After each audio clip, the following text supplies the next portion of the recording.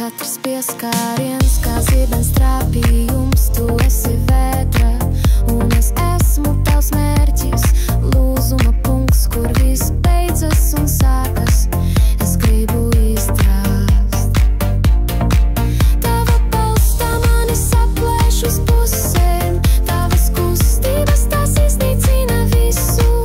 Šis mirklis, tas ir vienīgais, kas pastāv iekšā uguns ārā tikai liesmā. Tu nevari mani lūdzu iztrast tā dziļi, līdz sirds sāk trīcēt, nekas nav par daudz, es gribu